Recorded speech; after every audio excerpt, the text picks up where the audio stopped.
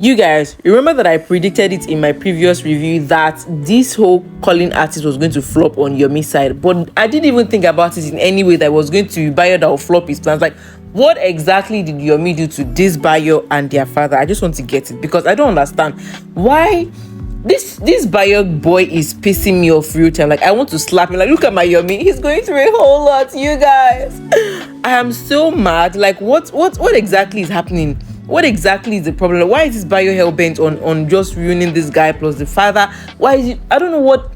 You know what?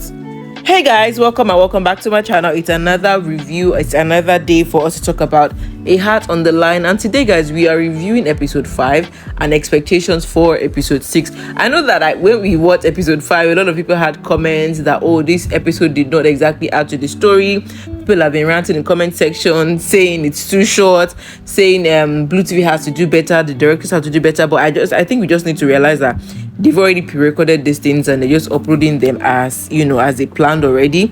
So I think we should just be patient with them. But I know that the story is going to pick up. But I am still very, very curious. Number one, about this whole friendship dynamics, what's going to happen with Ella's friend. I can't remember her name right now, with the guy that stole her money. And then again, I think Tomika is really acting her part. Like, I think she's really acting her real life character because she's eating up that character. I think it's good, but I'm really looking forward to seeing how they're going to get that silly guy that scammed their friend and what they're going to do to him. Basically, I'm just really looking forward to that. Then another thing I really, really want to, like I've been saying all the way from episode 1, episode 2, episode 3, is that I want to know what exactly is happening between Yomi and his father. Okay, to be honest, this episode wasn't so much. There wasn't really so much going on. First off, we started with Ella and her friend. They were talking about the guy that scammed the other lady, and then Tomika talking about how this one is now in love. She's giggling and falling in love. Just having girls chat, to be honest, that's just it. And how they're going to get the guy that scammed her. In the scene with the girls, we're then seeing Yomi speaking with somebody on the phone, talking about how they're going to ruffle up Dr. Ella in order to get the property from her. You guys, I'm still standing on the fact that Yomi's plans are going to really, really flop. Even this one that you're talking about, that they want to use CFO or CFO to, threaten her with government, say that there's something wrong with the land, and then they're going to use that one to shake her up and chase her off the building. It's going to flop. It's either Yomi's going to eventually even forget his plans. I'm also even really thinking that Yomi might eventually start his own company, because I'm sure that he can't continue with this nonsense that his daddy and Bayo are doing to him. Like, it's just very, very annoying. But last, I know that this whole plan of Yomi is going to flop. Except the story writers have written something else that we don't know. But I know that love will make him fall in love. I see. Love will make him forget his plans. Anyways, now to this guy. See, this doctor.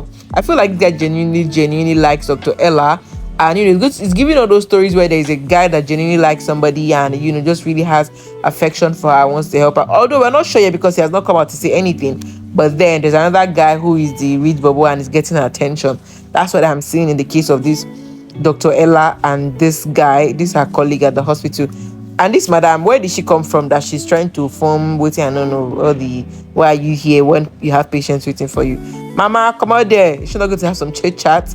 And then you guys, I saw in the comment section where people said they heard Bimbola Craig's voice over the phone. And yes, I heard it too, because this thing where they were speaking with the supposed client that was supposed to bring the artist for the party, that voice was too distinct for it not to be Abimbola's voice. It was like, she just has this very, very distinct voice. You just get it. You just know that she's the one.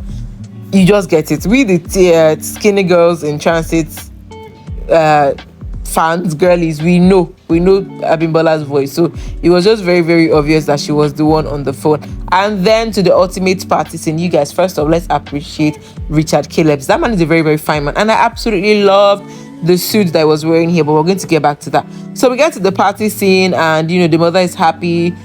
Her party is finally coming to life, and the sister, her belly is actually growing bigger, and the mommy is coming down. She's so amazed at her birthday party. Although, guys, I know that there were a lot of comments that this party scene was too elongated, it was too prolonged, and to an extent, Mustapha, I agree, because it was just. But then I feel like we've been anticipating this party for too long, so we can't just have like a 2-minute party and that's it, because There were quite a lot to unpack at the party, if you guys can agree with me. We eventually got introduced to the mother, because they were talking about this party for their mom for the longest and we had not even met the mother. So we eventually got introduced to the mother. We got to see the sister again. Then we got to see Bayo and his silly self again. Although this their dad, the daddy really annoyed me in this party scene, but we're just going to get back to it. So I feel like the party scene was very instrumental and it just had to be long. It just had to be the length that it was. And eventually the party kick started. This Baba, I never even knew that he could even be forming lovey. The man is really annoying me. I don't know, because I'm really looking forward to when we're going to eventually know what is happening. And then this our friendship with benefits. I don't even know whatever is happening between Yomi and this babe. I can't even remember her name. I'm not even sure if they've mentioned her name at all in the whole series, but I can't remember her name. But this auntie is just fooling herself, and I'm pretty sure that she can see that this uncle is not into her. Just glad to see that Yomi at least has somebody that cares for him. His sister genuinely cares for him, because I can't imagine this boy just, the brother doesn't care. That one is trying to prove that he's better than him at all costs. I don't understand the kind of competition that's happening between them. The dad is always constantly talking him down. I mean, even at the party, saying he should not add this to his long list of disappointment. I'm like, okay, is it that Yomi has always been disappointing? Has he been a very stubborn child?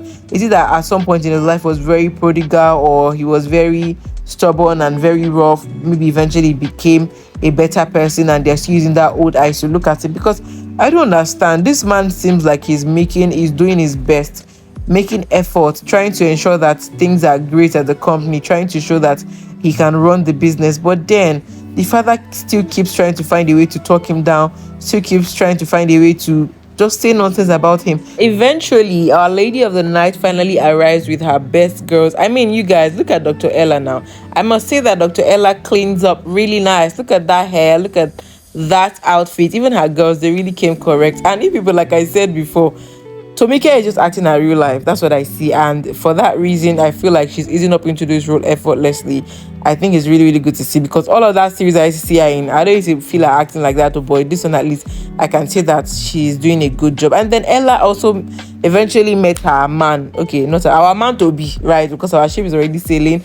And yeah, then Yomi is just going through a lot. Like, it's just a really bad night for Yomi. God, I feel so bad for you, because imagine being in a family where you feel like you're not loved and you're just trying to prove your worth at every time. It's one thing trying to prove yourself at work or to strangers, but then trying to prove yourself to be loved to your own family, it's just crazy. And then there was Ella getting angry because she felt like Yomi was not giving her attention. But Bobo is going through a whole lot on his own.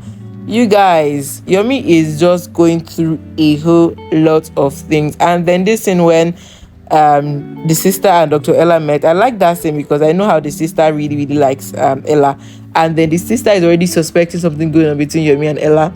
Of course, who's not going to suspect? It's glaring. But I just really hope that this whole Yomi's plan doesn't hurt him, because I feel like he will be the one to get hurt in it.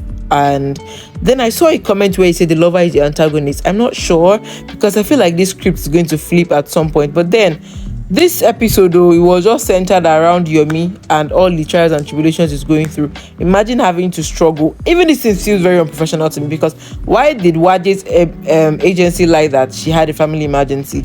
Meanwhile, she was coming to perform at his brother's I don't even know how to say it. She was coming to perform at the same party he was inviting her for, but maybe the brother offered her more money, so she dropped everything. So eventually, they didn't know that it was going to be the same party. But it's very silly, Sha. I don't know why this Yomi guy, Bayo guy, is doing what he's doing. I really want to get to the root of it. I even need the sister to also speak up and speak some sense into him. Like, tell him the Agbaya that he's just doing a lot of Agbaya things, and it doesn't make any sense. But I'm really hoping, please, Bluu TV, producer, everybody, please, guys, let up this episode. Number one, I know that you guys might not be able to exactly increase the length of each episode, because all of these things have been pre-recorded.